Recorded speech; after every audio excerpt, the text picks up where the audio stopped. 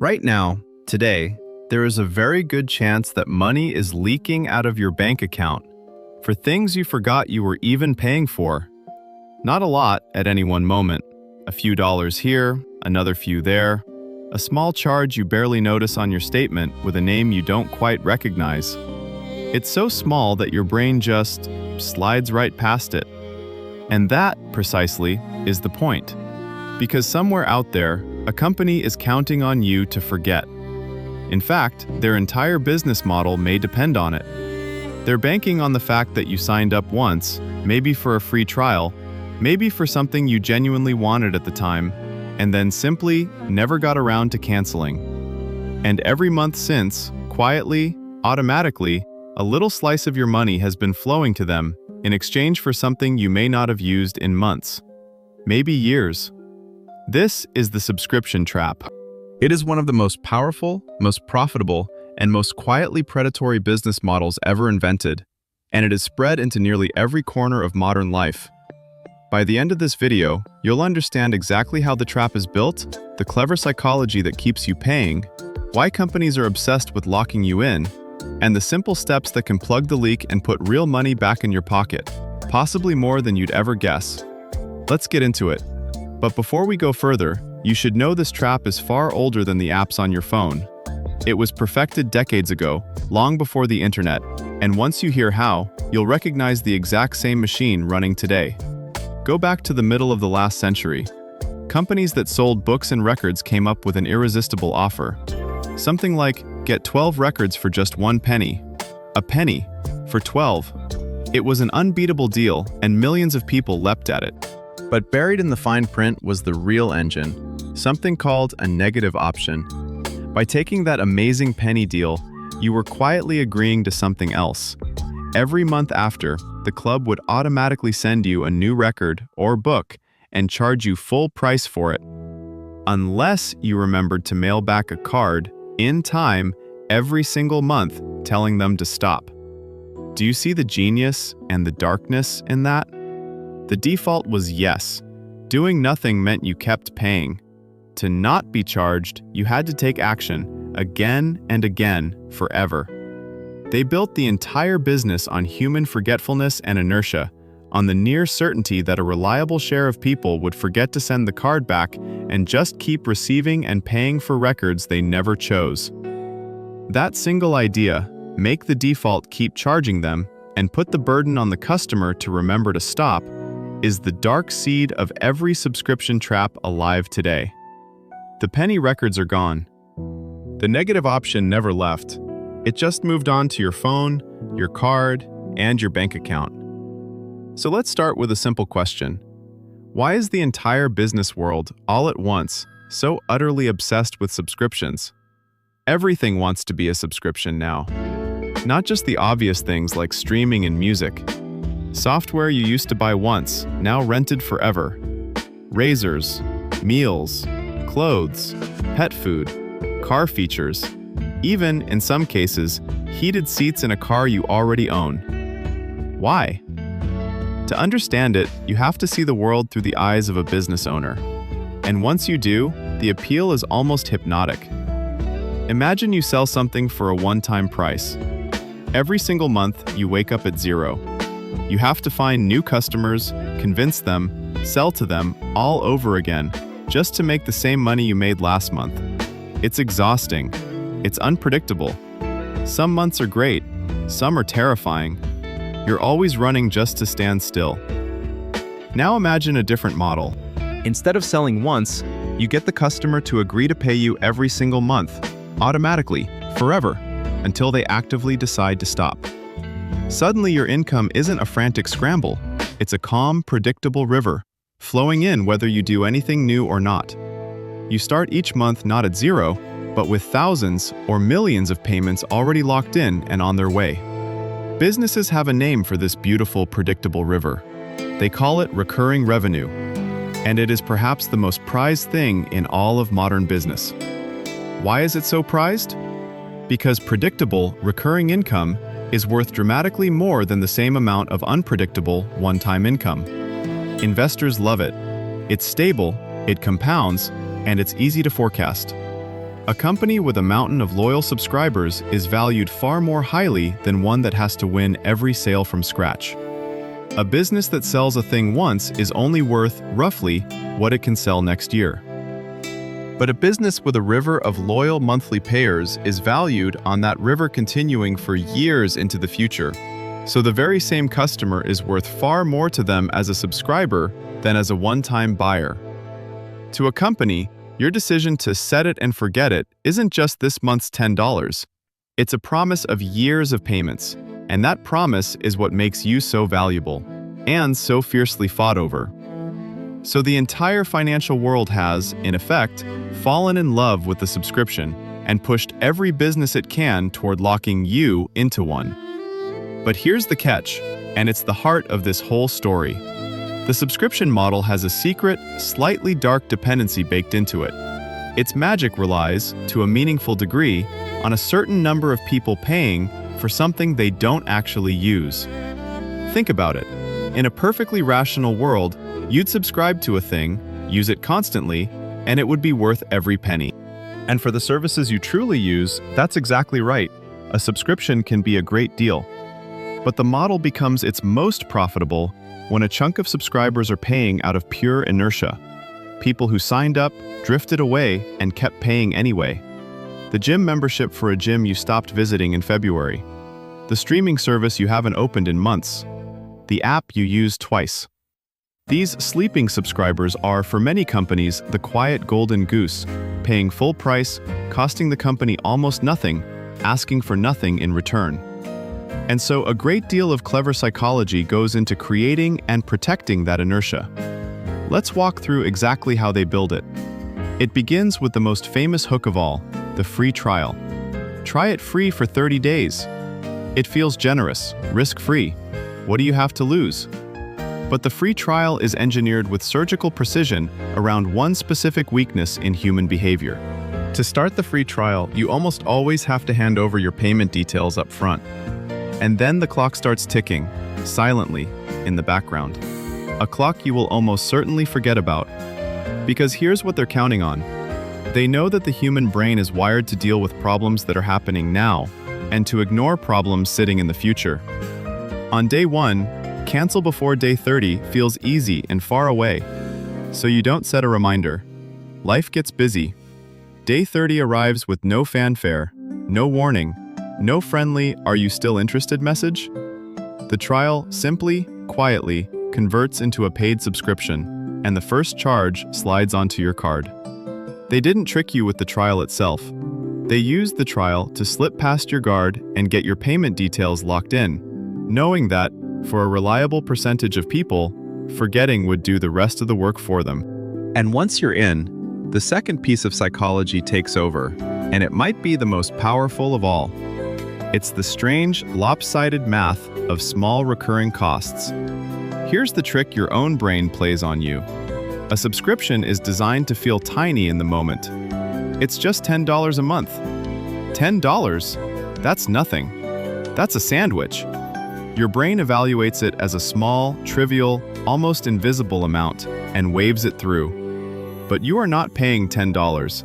You are paying $10 a month, every month, indefinitely, which is $120 a year, which, over 5 years, is $600 for one subscription. The company gets you to judge the decision by its tiny monthly face, while you actually pay its enormous lifetime total. They show you the sandwich. They charge you the feast. Let's actually tally a single, ordinary life. A couple of streaming services, a music app, a cloud storage plan, a fitness app, a premium account here, an extra subscription there. Each one feels like pocket change. 5 here, 10 there, 15 somewhere else. But line them up, and a fairly normal collection of subscriptions easily adds up to something like $100 a month. That's $1,200 a year, quietly leaving your account in tiny sips year after year. Over a decade, that's $12,000 for a pile of services, some of which you stopped using long ago. Now imagine even half of that had been kept or put to work growing instead of leaking away. That is the true scale of the trap. Not the $10 you see, The fortune you never noticed slipping away $10 at a time. Now multiply that across your whole life. This is the part that genuinely shocks people when they finally add it up. Most of us dramatically underestimate how much we spend on subscriptions because each one is so small and so scattered that no single charge ever sets off an alarm. Surveys on this find the same thing over and over. When you ask people to guess their monthly subscription spending, then have them actually go through their statements and count, the real number is routinely several times higher than their guess. People discover they're spending 2, 3, 4 times what they thought, bleeding real money every month on a graveyard of services they forgot they had. The leak is invisible precisely because it's spread so thin. And then comes the final, most cynical layer of the trap. What happens when you finally do try to cancel? If signing up took 10 effortless seconds, one tap, one click, instant gratification, canceling is often a deliberately different experience. Suddenly, the easy buttons vanish. You can't find the cancel option. It's buried 5 menus deep. Or you can't cancel in the app at all. You have to call a phone number during certain hours and sit on hold. And when you finally reach a human, their entire job is to talk you out of it. Special retention offers, sudden discounts, guilt, friction, a maze of "are you sure" screens. This deliberate difficulty has earned a nickname among critics. They call these designs dark patterns, interfaces engineered not to help you, but to frustrate you into giving up and just staying subscribed. The asymmetry is the whole strategy, a wide-open front door and a hidden, jammed back exit. They make joining feel like freedom and leaving feel like a chore, because every extra hurdle on the way out keeps a few more people paying. And once you're safely locked in, there's one last quiet move they make: the slow price creep.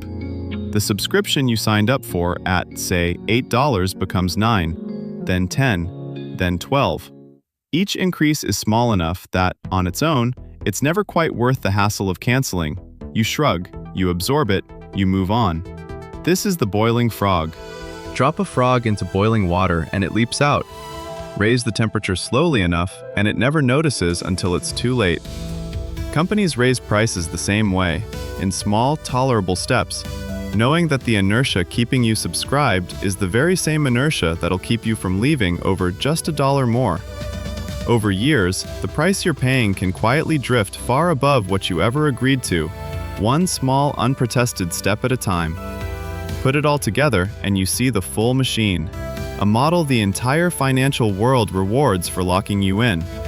A free trial built to slip past your attention. The tiny monthly number that hides an enormous lifetime cost. The sleeping subscribers quietly funding the whole thing. And a cancellation process designed to wear you down. It is one of the most elegant money extraction systems ever built, and most people are caught in several of its threads at once, right now, without even realizing it. And here's how far it has spread. We've reached a point some call the subscription economy, where companies are racing to turn anything they possibly can into a monthly charge. Software you once bought a single time and owned forever is now rented for a fee that never ends. Pay for years, stop paying, and you're left with nothing, because you never actually owned it. Car makers have experimented with charging monthly fees to unlock features in a car you already bought. Heated seats, extra performance, hardware that's physically sitting in your vehicle, held hostage behind a subscription. Everywhere you look, ownership is quietly being replaced by renting, and renting, of course, is the model where the river never stops flowing to them. The dream being sold to every business on earth is simple. Stop selling people things they own once, and start charging them rent on their own lives forever. So let's turn all of this into power and plug the leak for good. Here are the real defenses. Lesson 1. Do a subscription audit. Today, not someday. This is the single highest value hour you can spend on your money this month, and I mean that literally. Sit down with your bank and card statements from the last few months and hunt down every single recurring charge. Every one. Write them in a list. You will almost certainly find at least one, probably several, that you forgot about, no longer use, or didn't even recognize. For many people, this one session uncovers hundreds of dollars a year leaking out for nothing. That's not saving money, That's finding money that was already yours. Lesson 2. For every subscription, ask the honest question. If this charged me right now as a one-time purchase, would I buy it again? This cuts straight through the inertia. We keep subscriptions out of habit, not desire. So force a real decision. If you haven't used it in the last month and you wouldn't actively rebuy it today, cancel it right then, in that moment, before the feeling fades. Don't tell yourself you'll use it more soon. That sentence is exactly what the company is counting on. Lesson 3. Master the free trial instead of being mastered by it.